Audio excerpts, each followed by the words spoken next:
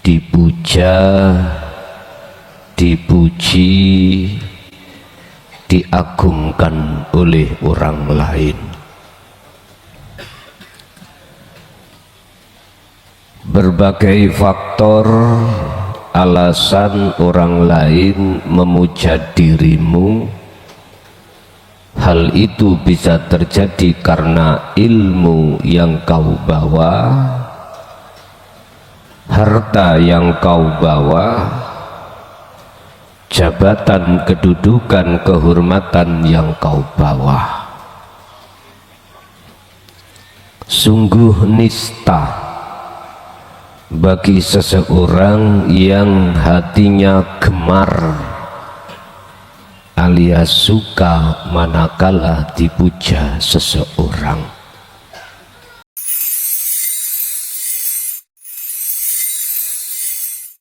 Assalamualaikum warahmatullahi wabarakatuh. Bismillahirrahmanirrahim. Alhamdulillahi rabbil alamin wa bihi nasta'inu ala umuri dunya waddin. Asyhadu an la ilaha illallah wa asyhadu anna Muhammadan abduhu wa rasuluh. Allahumma salli wa sallim wa barik alaihi wa ala alihi wa ashabihi ajmain, amma ba'd. Sudah menjadi kebiasaan seseorang itu suka dipuja, dipuji, diagungkan oleh orang lain. Berbagai faktor alasan orang lain memuja dirimu, hal itu bisa terjadi karena ilmu yang kau bawa, harta yang kau bawa, jabatan, kedudukan, kehormatan yang kau bawa. Sungguh nista bagi seseorang yang hatinya gemar alias suka manakala dipuja seseorang. Padahal sesungguhnya pada hakikatnya manusia itu tabiat, sifat sangatlah bertentangan dengan Tuhannya. Jikalau Allah mulia, a'la, kita makhluk adalah hina, asor, terendah. Jikalau Allah maha mendengar, kita sebaliknya maha budek alias tuli. Jika Allah itu maha berkalam, kita manusia bisu. Jikalau Allah maha melihat, kita adalah buta. Oleh sebab itu Bapak Ibu, bertaklimlah kau, berbelajarlah kau tentang ilmu, yang ilmu itu menjadikan rasa keakuan dirimu yang sebenarnya sebagai makhluk tidak merampas sifat-sifat Tuhannya. Itulah ilmu yang mendidik hatimu untuk mengesahkan semuanya terhadap Allah. Itulah yang kami sebut sebagai dinut tauhid. Oleh sebab itu Bapak Ibu, janganlah kau berbangga diri tatkala ada orang lain atau masyarakat yang memujamu. Sadarlah dirimu itu tidak punya hak untuk dipuja. Sadarlah yang wajib dipuja hanyalah Allah Subhanahu wa ta'ala. Satu. Nomor dua, jikalau ada seseorang memujamu dikarenakan perilaku statusmu, maka cacilah nafsu yang ada pada dirimu yang bersukaria untuk berbangga diri dengan pujaan orang lain.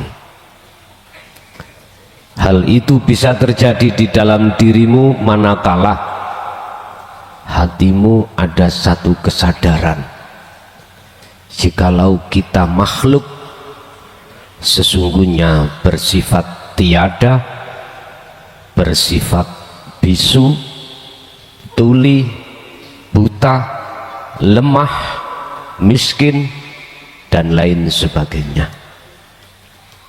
Kita berstatus itu hanyalah seakan-akan milik kita. Kita berstatus itu seakan-akan status kita yang bisa bicara, yang bisa mendengar, yang bisa melihat, dan lain sebagainya. Akan tetapi sebenarnya itulah nyata wujudnya Allah di dalam dirimu.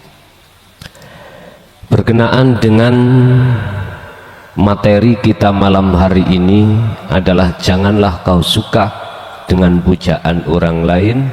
Bisa kita lihat di dalam kitab Hikam pasal 153. Qala musannifu rahimahullah, annasu utawi manungso iku yam dakhunaka padha muja sapa nas ka ing sira. 5 sebab status yang ada pada dirimu. Yadunnunahu kang padha nyono sapa menungso hu ing status tadi fika ing dalem sira. Jikalau ada masyarakat yang memujamu disebabkan karena statusmu, apakah statusmu itu sebagai orang yang punya jabatan, kehormatan, kekayaan, kealiman, itu faktor yang masyarakat itu tidak tahu kalau itu status Allah, sehingga mereka itu memuja dirimu. Bagaimana jikalau ada pujaan yang seperti ini? Fakun anta mongko ono siro anta yo siro iku daman.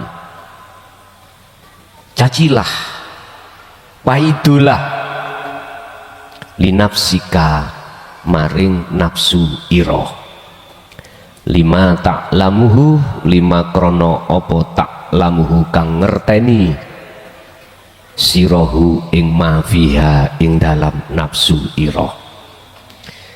Jikalau ada masyarakat yang memujamu dan masyarakat itu tidak tahu kalau itu status Allah, justru mereka menganggap itu status kamu sebagai makhluk, dan kamu mengerti kalau itu milik Allah, maka jikalau hatimu ada rasa senang, cacilah nafsumu. Zaman maidu siro paidun nafsumu, artinya daman niki adalah fanakan. Jangan kau akui puja itu puja dirimu. Inilah Bapak Ibu pembelajaran dalam suatu praktek langsung ilmu yang sudah Anda dapatkan dari Allah. Ilmu itu mengajarkan bahwasannya semua apa sifat Allah itu tidak boleh kau rampas, kau akui sebagai sifatmu, mulai dari wujud sampai dengan kalam.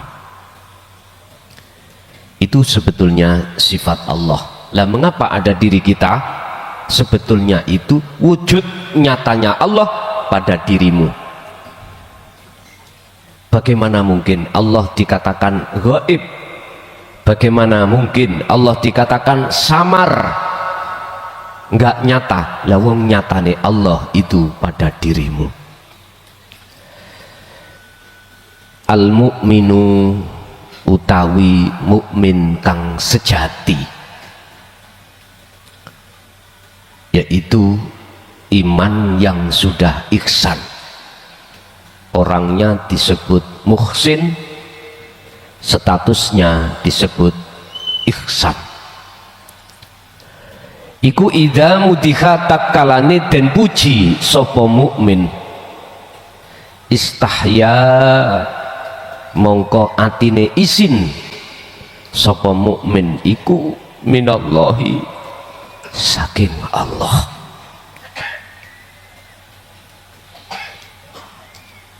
Iman yang sudah ihsan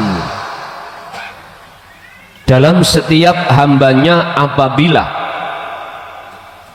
dipuja oleh orang lain, maka dia terasa malu terhadap Allah, bukan malah bangga, malu. Hati ini malu karena sebenarnya yang wajib dipuja dan puji adalah Allah. Makanya mengapa Rasulullah sampai mengatakan bahwasanya aku ini sama dengan dirimu, la yanfa'u wa la yadur, tidak bisa memberikan satu manfaat ataupun mencegah mudarat. Oleh sebab itu janganlah kau puja aku, tapi pujalah siapa yang kupuja. Siapa yang kupuja? Ilahukum ilahu wahid. Itulah Tuhanku, Tuhanmu, Tuhan yang Maha Esa, yang tidak jauh dalam dirimu. Orang akan betul-betul bisa memuja pada Tuhan yang sebenarnya manakala dia sudah tahu siapa rahasia di balik dirinya masing-masing. Siapa sebenarnya di balik kita ini? Siapa sesungguhnya di balik kita ini? Kalau Anda sudah tahu, maka itulah yang disebut mukmin yang sejati, yang disebut muhsin atau imannya sudah ihsan.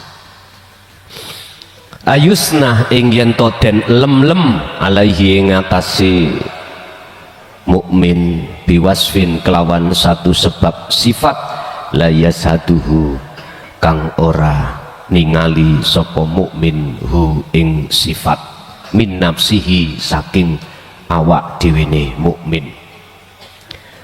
Mereka akan terasa malu di dalam dirinya terhadap Allah karena dia sudah tahu sesungguhnya yang berhak dipuja dan dipuji hanyalah Allah Subhanahu wa ta'ala. Kau harus tahu siapa di balik dirimu. Kau harus tahu siapa di balik semua makhluk. Itulah laisa kamislihi syai'un, Allah Subhanahu wa ta'ala yang setiap saat dan waktu selalu melayani dirimu. Bapak Ibu hadirin rahimakumullah. Sekarang pelajarannya tinggal kita lebih tekun untuk mempraktekkan diri dengan maksud dan tujuan kau akan mengenal siapa di balik dirimu itu sesungguhnya. Otomatis Anda harus meniadakan selainnya termasuk dirimu, dan itu tidak terlepas dari zikir yang sudah Allah berikan, yaitu dzikir yang untuk bisa menafikan selain daripada hidup. Itulah wahwa adzikru bisiril asrar. Sebagai kesimpulan, kenalilah, temuilah siapa di balik dirimu dengan cara selalu berzikirlah terus menerus, tanpa kau hitung, tanpa mengenal waktu, tempat ataupun keadaan. Lekas itu lakukan, sebab barang siapa yang berjalan ke arah barat, maka semakin jauh arah timur kau tinggalkan. Tapi jikalau kau duduk manis tanpa terus berjalan ke arah barat, maka tidak ada perubahan apapun. Oleh sebab itu, dalam kesempatan malam hari ini kami tidak bisa banyak mengisi. Ada yang beberapa hal yang perlu kami sampaikan, bahwasanya alhamdulillah kitab awal sudah selesai.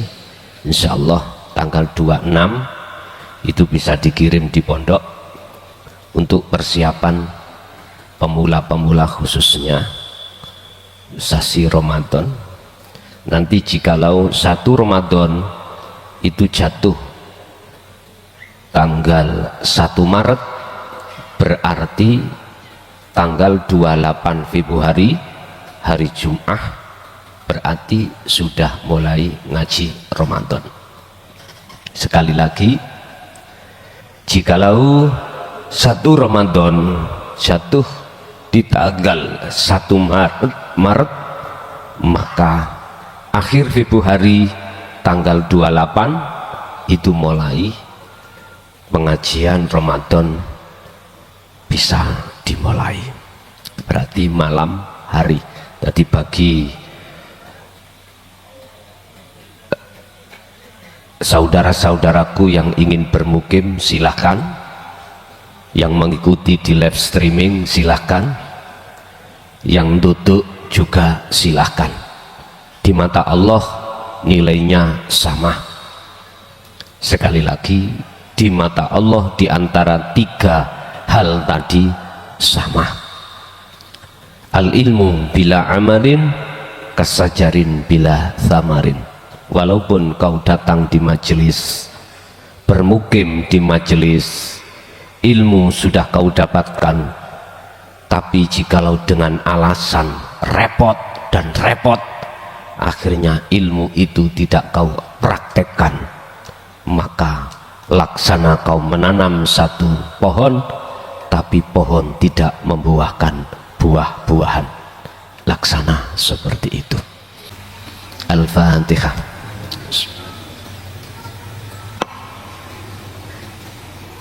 Akhirul kalam. Assalamualaikum warahmatullahi wabarakatuh.